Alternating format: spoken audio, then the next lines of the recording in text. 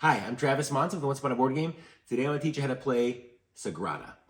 This is a game themed around basically building stained glass windows for the Sagrada Familia Cathedral in Barcelona, which I gotta say, we've been living here in Europe for the past 3.5 years, and that is one of my very favorite things that we've seen. If you ever get a chance to go to Barcelona and see it, I highly recommend it. It's amazing.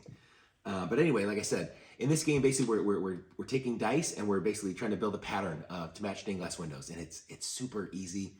Very family friendly. It says on the box it plays 1 to 4 players in 30 to 45 minutes.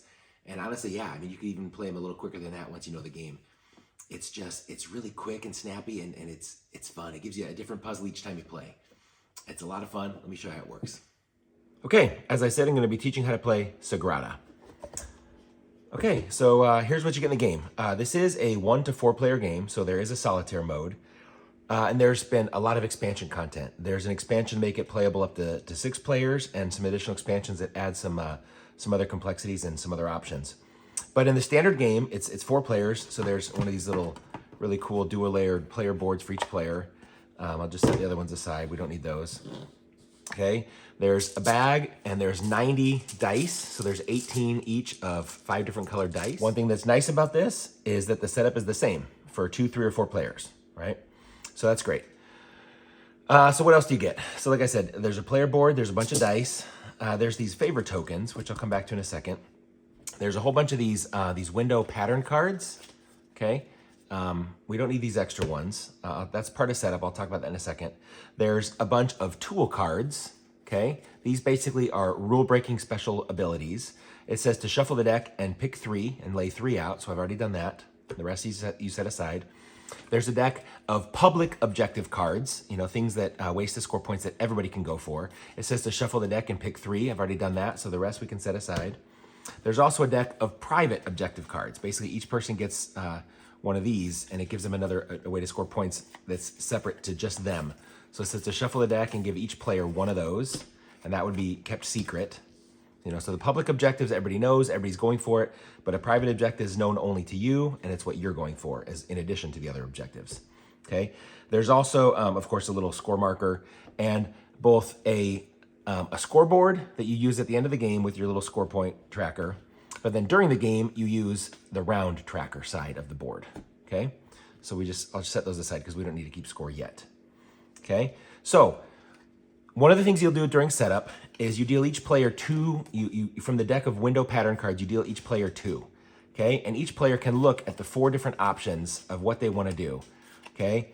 And in the bottom right corner is basically a number of little dots, little circles. And those correspond basically to the level of difficulty of the window. And also that tells you how many of these little favor tokens you're going to get. So for instance, the range is from 3 to 6. So this would be considered one of the hardest windows to complete. So I would start with 6 of these favor tokens. Whereas if I did this one, for instance, this is an easier pattern to complete. So I would only get 3 of those favor tokens. Allie has already chosen hers. And if you look, she picked one that had 5 favor tokens. So she starts with the 5 favor tokens, in front of her. Okay. What the heck? Let's go hard. Let's go for this one over here. I think it's a 6. That's the hardest. We'll see how that works out. So once you pick it, it's kind of nice. There's this cool dual layer board. You just slot it in. It's pretty sweet, and there's nice little areas to hold the dice. So it's really nice components. Okay. And like I said, you would normally keep this secret from everybody, but just for purposes of playing and explaining the game, I'm going to flip these over. Okay, this is telling me that I personally would like to have blue dice, which kind of sucks with the window I chose. I don't need extra blue dice. Whereas Allie, she wants green dice. Because what this card tells me is at the end of the game, my private objective is I add up the pip value, in other words, the numbers on all of my blue dice, and I just immediately score that many points. Allie will add up the numbers on all of her green dice, okay? So these objectives here, this one, for instance, says we want to have variety. So for every set of all 5 different colors, you'll score 4 points. This one says you look at each of the 5 columns in your window at the end of the game. Each column that has 4 different colors is going to be worth 5 points each.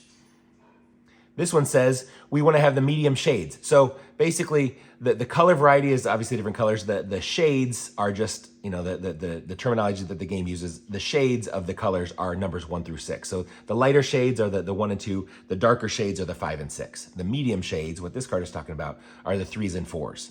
So we want to have basically pairs of 3 and 4 in our window. And so for every pair of 3 and 4, I would score 2 points. So in addition to, for me getting blue dice and Allie getting green dice, we want to also be getting sets of all 5 colors and all different colors in each column and lots of 3s and 4s, okay? Because at the end of the game, which ends after 10 rounds, okay, you will add up how well did you do on all of your public objectives, how well did you do on your private objective, every unused favor token, which, oh, I forgot. With the window that I chose, with 6, I should start with 6 of these favor tokens, okay? So like I said, the rest we set aside, you don't need them.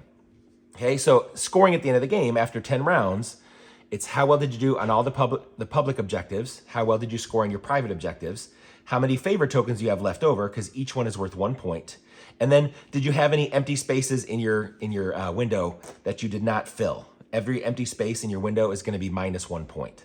Okay, add all that up and the highest score wins. If there's a tie, it says that the ties are broken, first of all, by the person who scored the highest on their private objective, okay? If it's still a tie, who has more of their favor tokens still remaining, okay? If it's still a tie after that, who went later in turn order in that final round of the game, okay? All right, so how does it play? Well, it's super simple, okay? This is a very quick playing game. I think, I mentioned up top, but I think it says on the box that the games play in 30 to 45 minutes. So once you know the game, it can go even quicker. But you'll start each round, of course, mix up the bag of dice, and you will draw dice equal to 2 per player plus 1. So in a 2-player game, I would draw 5 dice. If you're playing with all 4 players, you would draw 9 dice, right? So 1, 2, 3, 4, and 5. Oh, a lot of green. Allie's excited to see all that green come out. Okay. So let's say, okay, whoever the start player is, they will pick, they will draw the dice out of the bag, 2 per player plus 1, and then they will simply roll all those dice, okay? And then the dice are in this public area to be chosen from. And then what you do each round, starting with the start player for that turn, or for that round, whoever drew the dice out of the bag and rolled them, you will do a snake draft. In other words, that start player will pick first one of the dice, then you go clockwise around the table, everybody picks one of the dice. When you get to the last player, they will pick a second die, and you go back in reverse order, counterclockwise, back to the start player. So the start player will get to pick first and last, if that makes sense, okay? And what you're trying to do is basically, you're trying to get the dice to fit in to match the patterns in your card, or in the card that you slotted in your window, basically your window pattern, okay? Now, there's a couple of restrictions, of course, which I'll mention in just a second. But it's also important to note that at the start of the game, your very first die has to basically go along an edge somewhere, okay? And be on an edge or in a corner, right? So the very first die that you place has to be somewhere basically on the outer edge. After that, once you have a die in your window, you always have to place adjacent to something you already have, okay? And important to note, diagonal is considered adjacent for placement purposes. So if I had a die right here, I could place a die there. That is considered adjacent, right? So you can go diagonal to make that work, okay? Now, if we look closely at this pattern, for instance, you'll see, and again, this is one of those more difficult patterns, and I can show maybe just as a for example, looking next to it, you see here's one of the easier patterns that just takes, 3. That gives you 3 of those little favor tokens, okay? So obviously, as you can maybe imagine, anytime that you see a specific color, you have to put a die of that color in those spots, okay? And similarly, if you ever see a little number, you have to put a die of that number in that spot, okay? So with the number spaces, it has to be that number, but it can be whatever color you want, okay? With the color spaces, it has to be a die of that color, but it can be whatever number you want, okay? If that makes sense, okay? If it's just white and blank, really any die can fit there, okay? So you have to match those patterns.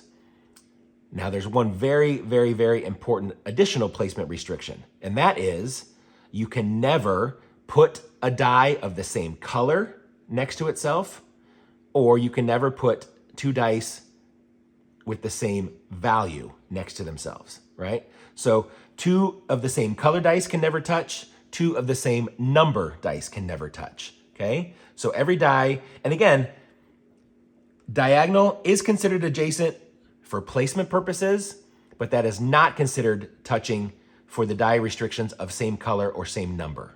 So this is legal, okay? You know, diagonal does not, because obviously you can see in the pattern, diagonal, you know, it's telling me to put purples there and yellows there, okay? So you have to start on the perimeter and then always build adjacent, and diagonal does count for adjacent for placement purposes. You have to put matching numbers of whatever color on the number spots, matching colors of whatever number on the color spots, and anything can go in the white, with the caveat that no two dice of the same color or of the same number can touch each other, okay? So those are your restrictions. So what we're trying to do, again, I want to get blue dice. Allie wants to get green dice. We want to get dice of all different colors, just throughout the window for this goal, all different colors in each of the 5 different columns, and we want to get lots of 3s and 4s, okay? Well, I have to start, you know, down here maybe. So maybe I'll start with this green 1, because in the lower corner, I need to start with a 1.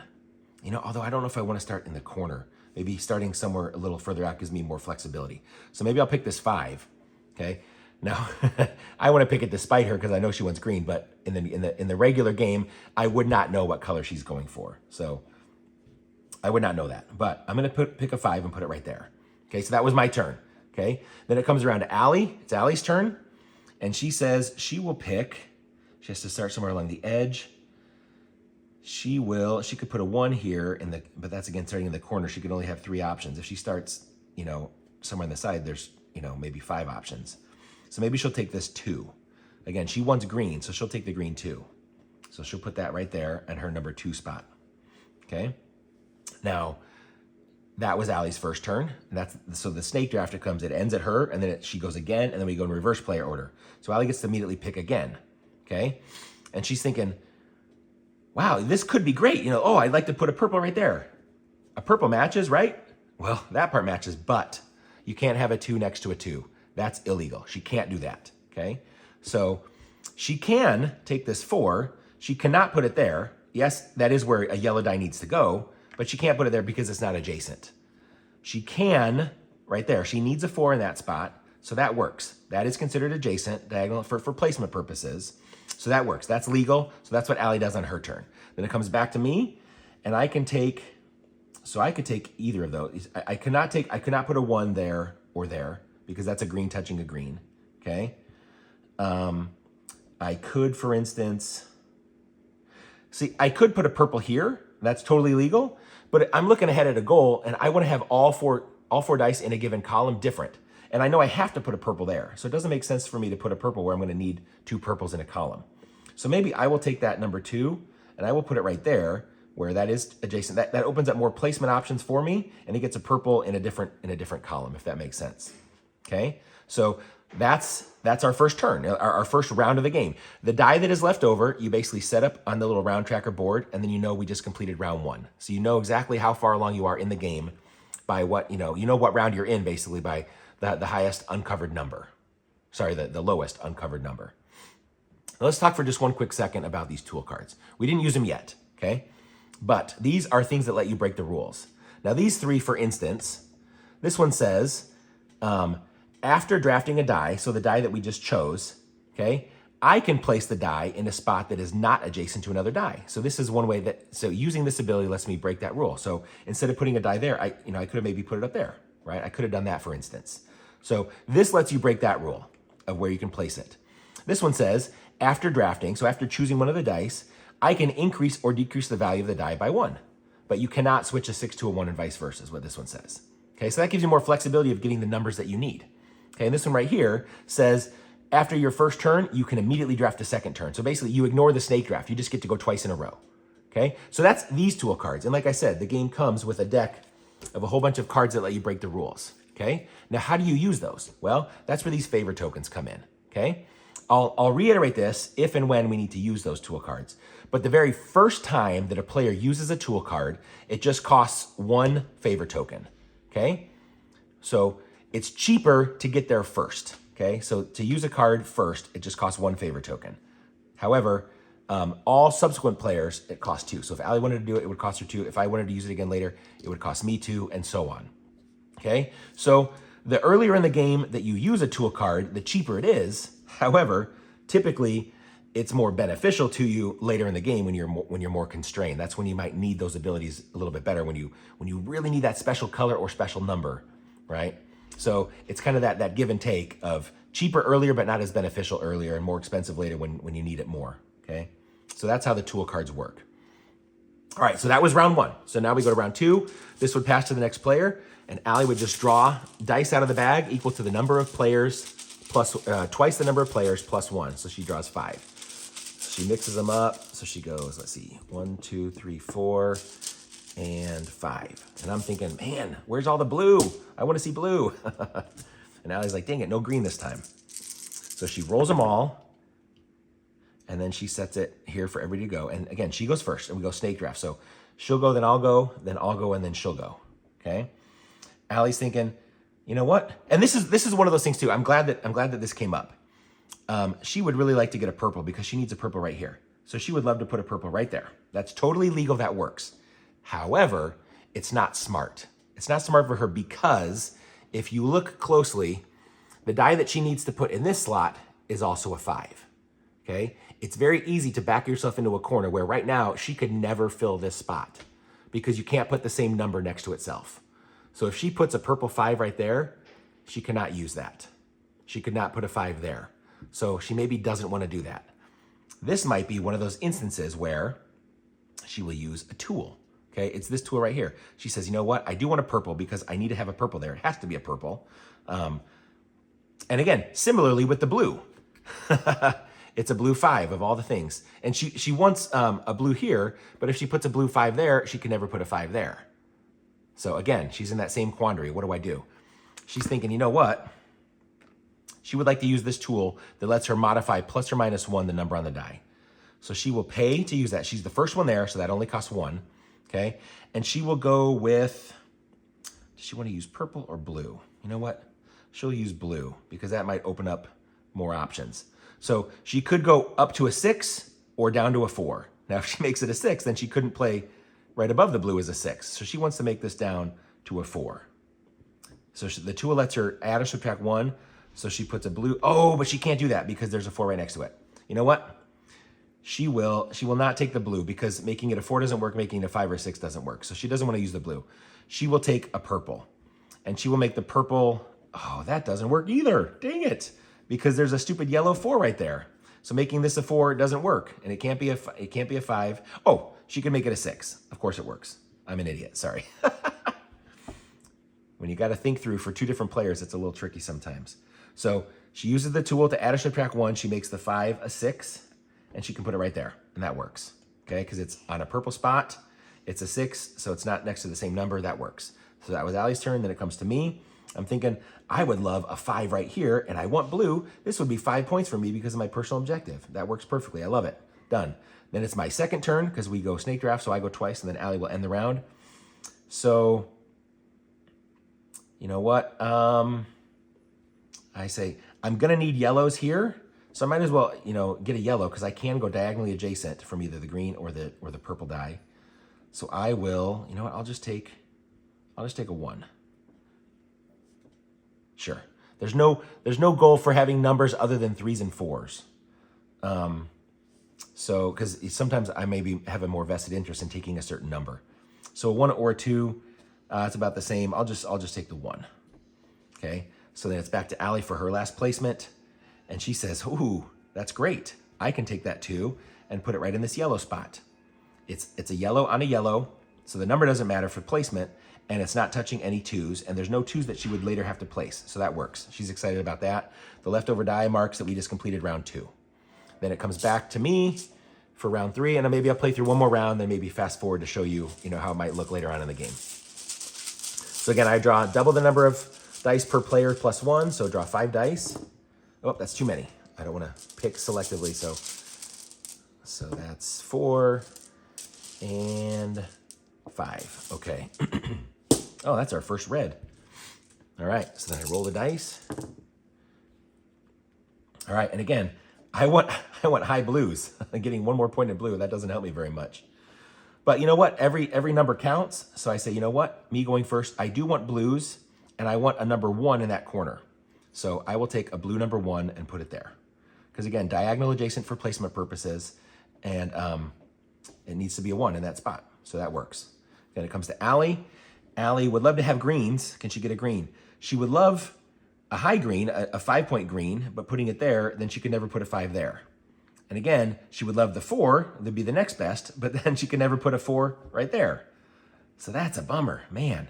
She can't go in that green spot. She would need basically, she needs a 1 there because it can't be a 2. And here is a 3 and a 4 and a 5, or it could be a 6. It could be either a 1 or a 6. She needs a green 1 or a green 6. That's tricky. That's again why these patterns are, these are the more difficult patterns. But she can take a 5 and put it in this number 5 spot down in the bottom, okay? And so far, it's all different colors in that column, which meets this objective. So that's good. She's excited about that. Then she goes again for the snake draft before coming back to me. Allie says, you know what? I want to get dice of all different colors. This is the first red that we've seen. Plus, I need a red right there. It's not touching a 2. It's not the same as a 2 or a 5 or a 4. So a 3 is pretty much perfect. That's exactly what she needs. So that fits there. Then it's back to me for my last placement. And you know what? I will take another one of these 1s. I got a whole bunch of 1s. I wish we had the objective of getting 1s and 2s instead of 3s and 4s. But I will do, you know what? I will go over this way so I can maybe have access to building in these spots because I can already build in these spots from diagonal adjacency from those dice. So that opens up more of the board to me, okay? And so far I'm doing good. I've got all different colors in my column, so I haven't duplicated anything. Neither one of us have, so we're doing well for that. And we don't have a lot of 3s and 4s. I don't have any 3s or 4s yet. Allie has 1 3 and 1 4. So she will score 2 points for having a pair of 3 and 4. So Allie's excited about that. So again, the last die will come here, and then we would go to Allie. We would draw 5 dice because it's a 2-player game. So there's 4 and 5, and she will roll them. Whoops, that was a 2, and so on, right? So you get the gist, right? You snake draft to take the dice to play. They have to match either the number or the color of the spot, or you're free if it's white. And again, you can't have the same number or same color touching. So you're constrained, but these tools come in handy to modify. Again, this one, Allie went there first, so it only cost her 1. But if I want to modify the number on a die, I would have to pay 2, right? Because I'm not going there first, or so would Allie, you know? But if I go to one of these ones, the first one to go to those, it's of course would cost 1. Okay, so let me fast forward to show you how the windows might look a little bit. Oh, I should have gotten rid of that earlier, sorry. Let me show you how the windows might look later on in the game. Okay, we are not quite done. We're in round number 10. It's gonna be Allie's turn to go first. As you can see, we've done everything so far. Everything has been placed, but we have both spent every single one of our favorite tokens. That's pretty funny. We've definitely had to use that to change some numbers to make it all fit. These are some difficult patterns. Okay. 2 things that I just want to, before I do this final round and then score, I just want to mention 2 things that I haven't talked about yet. First of all, if it's your turn and you can't fit anything, right? So for instance, on my last turn, I placed this yellow 3 here. It needs to be a 3, right, specifically. This was a 2, right? I spent my last 2 favorite tokens to make that a 3 so it would fit. Let's say it was this round and I'm out of favorite tokens and I cannot place it. This literally will not fit anywhere, right? I can't put a yellow next to a yellow, so it couldn't go in those spots, and I can't put a 2 on a 3 spot. So if it ever happens, like maybe it was my turn, right? And these were my 2 dice that was left at the end of that last round, right? And again, this 2 doesn't fit because it's not a 3 and it can't go next to yellow. This can't fit because it's not a 3 and it can't go next to purple or next to a 1. So neither one of those would fit. So if it ever happens that you can't take something, you just have to pass, right? So I would have had to just pass. And if you ever pass, and again, if you pass, the dice just remain available for other players to choose, right? But at the end of the round, all the dice that are still left, they would just all get placed up on the board, okay? So I didn't specifically talk about that, but that's how that does work. If you can't place something, you can just choose to pass, okay? And then of course, you'll end up having a vacant spot in your window for every time that you do pass. And again, all those vacant spaces are 1 point against you at the end of the game, okay? So that's how that would have worked. But I had my last 2 of those little favor tokens to make that a 3 so that it was able to fit, okay? One other important thing to note that I didn't talk about yet is if you ever find something that later on in the game, let's say maybe this was a 4, I don't know, just as a for instance, right? If you're playing along and later on you realize, oh, wow, Allie, you broke the rules. You have a 4 next to a 4, or a red next to a red, or whatever it may be. If you ever notice that there is a rule violation, it says you have to immediately take the dice out of the window, and you basically take as many dice as necessary. I think that was a 1, sorry. You take as many dice as necessary out of the window until there's no more violations. So hopefully it's just a single die that you have to remove. And then of course, that person will have an empty spot in their window, and they're gonna lose a point for having an empty spot, okay? So if you can catch those mistakes later, you would just have to correct it. You just would take the die out of the window, and then that would be a point that they're gonna lose for having an empty spot, right? That was not the case. Allie did place that legally, but that's what you would do if there's an illegal placement, or if you can't take a die, you would just pass, right? So that's 2 things that had not happened yet, but I wanna make sure that that's clear. Okay, round 10, Allie was a start player. She'll draw the dice out of the bag for this last round, and we better get what we need because we can't modify anything. We have no more favor tokens. 2, 4, 5, okay. All right, so Allie rolls the 5 dice. And what does she need? She can't take a red or yellow or a green. Thankfully, there is a purple. She can take a purple. Ooh, ideally, she would get both those purples, right? Because she could put them both there and there. The more restrictive spot, well, they're both restrictive. This cannot be, there's 3 different colors it cannot be. This has to specifically be 1 number. The only 3 that's there is that. So Allie's thinking, you know what? I'll take my chances and hope that Travis is not looking and doesn't take that 1. So she takes the 3 and puts it on the 3. So that's her turn. Then it comes to me.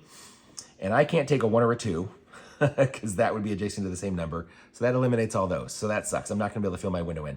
And I can't take a 6. Womp womp. Holy crap, that's lame.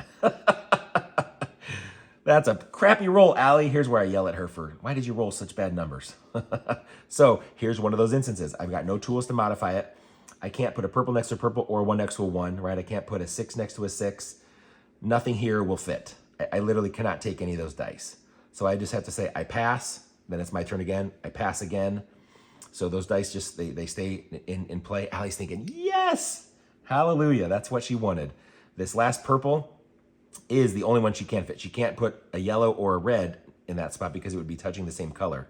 But this one is not the same color or same number for anything. So Allie completed her window. So she's really excited. And I'm like, oh, if you would have rolled different numbers or different, if you would have pulled different colors out of the bag, So here's where I moan and wail and just kidding. All right. So end of 10 rounds, game is over, right? So now we add up the score. So here's where, like normally again, this would have been hidden the whole game. So here's where we do reveal this, right? Now we can set aside the tool cards. We don't need those. So we do want to look at these objectives. Let me just kind of spread it down a little bit. And here we can get rid of those dice and we flip this over to the score tracker. And here's where we keep track. Okay, so let's look first of all, this is how we're going to score, right? So we look at the public objectives. So you want sets of all 5 colors. So basically find out what is your color you have the fewest of. And then ideally, theoretically you have that many sets. So I have only 2 green. Wow, that's lame. Because I've got 3 red, I've got 3 purple, I've got 5 yellow, I've got 5 blue. So I only have 2 sets of all 4 colors. So I can score this objective twice because I have 2 sets of all 4. Okay, so I get 8 points, and I'm the green marker. So 8 points for me. Allie has 3 yellow, she's got 3 blue, she's got 4 green, 4 red, 5 purple. So wow, Allie got 3 sets of everything. Okay, so she scores 4 3 times. She gets 12. Okay, that's this objective card. So we've scored this one. Now, every column that has all 4 different colors, and again, it has to be 4 different colors. So incomplete columns, those don't count. So another womp womp for me. I'm a little bummed. But for me, this has 4 different colors. This has 4 different colors. These did have different colors, but not 4. And this has 4 different colors. So I've got 3 of my columns that do. So that's 3 times 5. I get 15 more points. 15 and 8 is 23. Okay, then Allie, she's got 4 different colors, 4 different colors, 4 different colors, 4 different colors, and she has purple repeated. Wow, Allie is running away with this. She's probably going to take the win here. So Allie has 4 columns with all different colors. So she scores 4 times 5. So she scores 20. 20 plus 12 is 32. Okay, that was this objective. Then this one says, for every set of 3 and 4, you get 2 points. So I didn't have hardly any. Let's see. I got 1, 2. I only have 2 3s, and I've got 2 4s. So I got 2 3s and 2 4s. I have 2 pairs. I get 2 times 2, 4 more points for me. 1, 2, 3, 4. Still haven't even caught Allie. Allie has 1, 2, 3, 4 3s, and 1, 2, 3, 3 4s. So she has 3 sets. So she gets 6 points. 1, 2, 3, 4, 5, 6. Okay, that was this objective. Now we add our private objective. So here's where you say, you just add up all the numbers in that color. So I've got a 1 and a 5 is 6, plus 4 is 10, plus 5 and 4 is 9, so 19. So I get 19 more points. So 1, 2, 3, that would be 16 more, so 46. And Allie adds up all the colors in green. She's got 1 and 4, that's 5, and 5 is 10, and 2 is 12. So she gets 12. So 38 plus 12 is 50. I caught up a little bit, but she's still ahead. Now, here's where we'd say if we had some favor tokens left over, they're all worth 1 point each. Okay, so theoretically, I would have 5 more points, right? That's not the case. We spent them all trying to change our numbers. Neither one of us have favor tokens, so we don't score points there. And then finally, you lose a point for every empty space, so I lose 2 points. Womp womp. So that's the final score. Allie beat me 50 to 44. Bummer. And that's how you play. And that's Sagrada. As you can see, it's a really quick, easy game. It's just 10 quick rounds where you pick 2 dice each round, unless you have to pass like I did at the end there. But I mean, it's quick. Like it says, 1 to 4 players, 30 to 45 minutes, and you can get it quicker than that. I like the fact that each game can be totally different, because starting from the different window pattern card that you're using, you could have a vastly different thing you're trying to do, and then you try and marry that up with the public objectives and your private objective, trying to make that all work together. And oh, by the way, while you're doing all that, you're trying to see how can I best use these tool cards to break the rules in my benefit. So it gives you a good little puzzle that's that is just crunchy enough to really think about and hem and haw over the best turn to take. And it's quick and snappy, and the games are over quick, and we've had a lot of fun with it. I'll mention there is a great smartphone app that has this game in it, which I've really enjoyed, which it was kind of fun. My kids always say, like, I made a how to play Alhambra video, and my kids say I should do those, play games where they're meant to be played. And it was fun. While we were visiting Barcelona in the Sagrada Familia Cathedral, I pulled out the app, and of course I had to play a round or two of Sagrada while I was inside the Sagrada Familia Cathedral, so that was kind of fun. I know, I'm a dork. But anyway, hopefully this has taught you how to play. It's quick and easy. Set up and play is really quick and a lot of fun. Yeah, if you have any questions or comments, let me know. I appreciate your time and your willingness to watch. I'm Travis Mons with What's Up on a Board Game. Thanks.